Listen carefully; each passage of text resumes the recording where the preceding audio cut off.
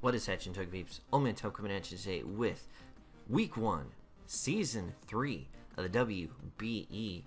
And if you're excited about this first endeavor into the WBE, just like my dog is back there, go ahead and hit that like button and give us a big old hashtag Raise the Jolly Roger in the comment section down below. Those of you who don't know, we are a pirate-themed team, aka the Pittsburgh Pirattatas. Lots of love to Bill Standish, who updated the logo for this season. Really, really happy with the way it come out. It looks fantastic. So, let's see what was brought this week. As you can see, the team we got, we're leading with Rotom Wash. He brought Mr. Chrissy Faint Attacks, and his Atlanta Umbreons are packing some Regirock, Mega Gardevoir, Komao, the what's that? Entei. I should know that. I have it on some of my teams. Meloetta and Flygon. Now, quick look over his team. His fastest mons are base 100 speed, which are Entei and Mega Gardevoir, which really makes me think that his Flygon is scarfed. Another way he could get speed is Flame Charge Entei, which we have run before, and it works great. Based off team comp, very possibly sub-Calm Mind Meloetta could put a hurtin' on our team. But let's dive into this matchup, and we will get her started. Week 1 of the WBE. Let's make some ripples in the water. I want to give a thank you to Pop Twigs, who recorded our match this week, and to Mr. Austin, who legit bred all of our mons. So we're going to start off with Dad Bod, and yet we got Dad Bod because real dads do laundry, and they got bods like Rotom Wash. Everyone loves a Dad Bod. So he's going to lead Regirock, and there isn't a whole heck of a lot he can do to us, so I'm not worried about that. He could toss a Toxic our way, but that'd be okay. He's probably just going to set up Rocks turn 1. That is exactly what he does. Now, I can easily just drop a Hydro Pump or Volt Switch here. Nothing on his team really wants to switch into much of either. His Flygon does happen to suck up the Volt Switch, so I do just go for a Hydro Pump here, and we do see this thing takes it relatively well, about 25%. And you start setting up Calm Minds. I'm just like, uh-oh, that's no bueno. Turn 2, well, turn 3 technically, setting up on me, trying to style on my face. But we're just going to Volt Switch out here. That takes it to just above 50%. And we're going to go out into the Hanson Brothers. And Hanson Brothers are just going to start laying the boomstick down. He's going to choose to switch out here because he does not want to get Earthquaked in the face. He can go out into Fizz. And we do drop an Earthquake here. Fairly telegraph the play, but that was our best move. We're going to switch out into Nightwing here, fully expecting just a U-turn, because if he's Scarfed, he isn't going to want to lock himself into anything much. Nightwing will be able to get its Poison Heal ability activated with that Toxic Orb being switched in. He's going to go into Gang here, which is his Komao, and I'm just like, there isn't a lot this can immediately do to me, but as quickly as he set up that Calm Mind, I don't want him belly drumming in my face. So we do taunt here. We probably should have just set up Rocks, but again, did not want to risk the possible belly drum setup this early.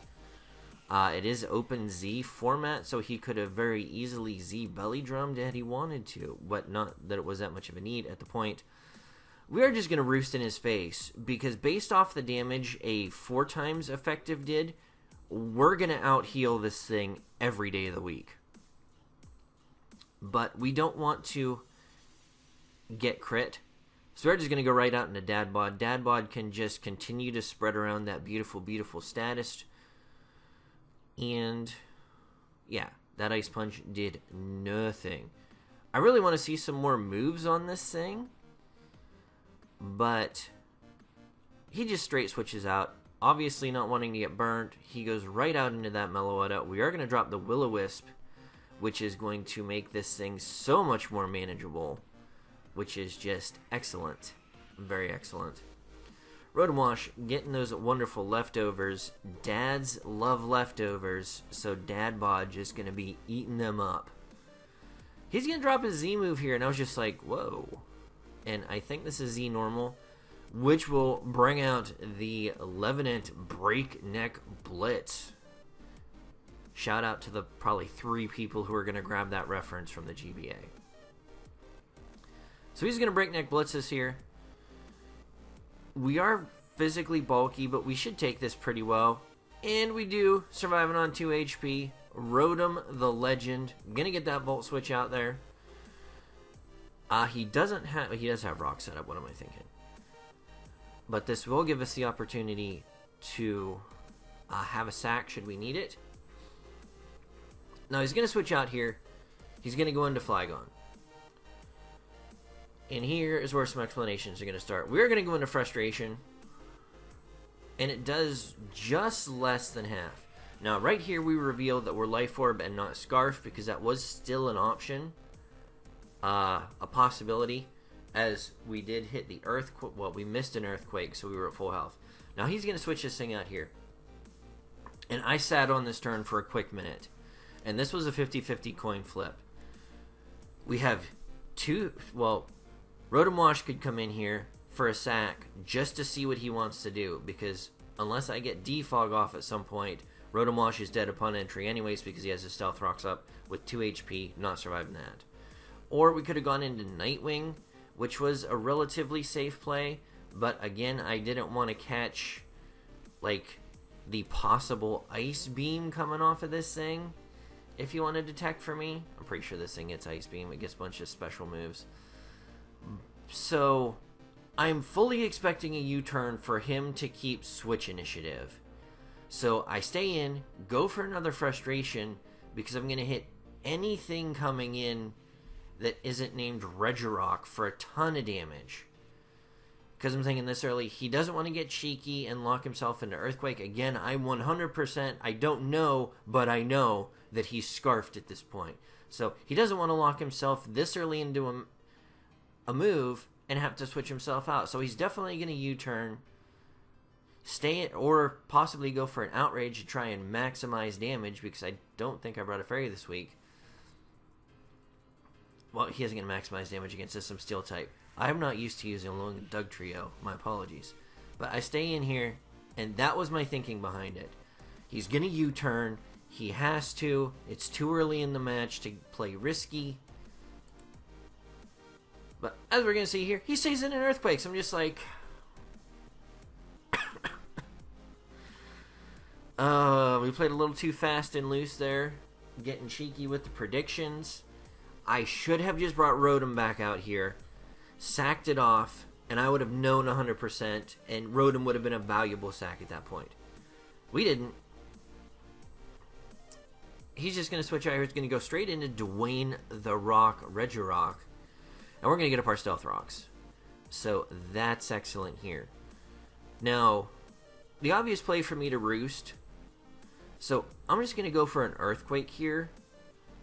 Maybe catching a possible Switch, which I doubt will happen. But anything he hits me with isn't going to do a terrible amount of damage. So I'm pretty sure at this point I can take 2 of anything outside of crit Stone Edges. So I want to get some damage on this thing. We get a little bit, and he goes for Earthquake, thinking we would have roosted there.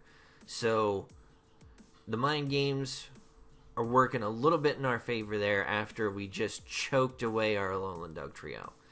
So, that was excellent. We're going to go for a taunt here in the event.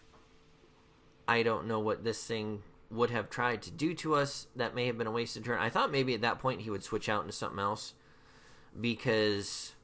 he can't do a lot to us. That Stone Edge did pitiful damage because he's burned. And we're just going to be able to whittle this thing down with Earthquake. So here he takes a turn to switch out.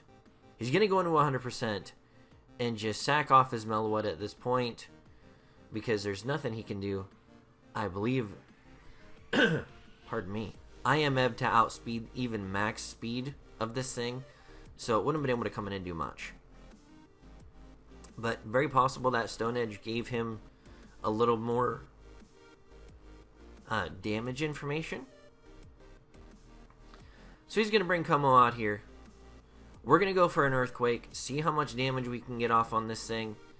And I underestimated how bulky this was. That does very, very little damage. He's going to set up a substitute here. Now I'm just thinking, he ain't going to try and set up after he saw me taunt the first time, but guess I was wrong. And he's left over, so this is a bulky boy Como. So I am still very actively waiting for this thing to belly drum in my face. But at this point, I can stay in an Earthquake, get him to a range where we already saw how much damage the Ice Punch is doing. And while he's probably just going to win the, hey, I'm getting more health back damage, here we see a huge crit. And I was just like, holy crap, that one did so much damage. It was a crit. And I'm just like, that is no bueno. Because now Gliscor is sitting at a point to where I really have to roll the dice to see, do I want to leave this thing without an Earthquake for me to switch, or without a substitute for me to switch something in, or do I want to try and get Gliscor back to a healthy range?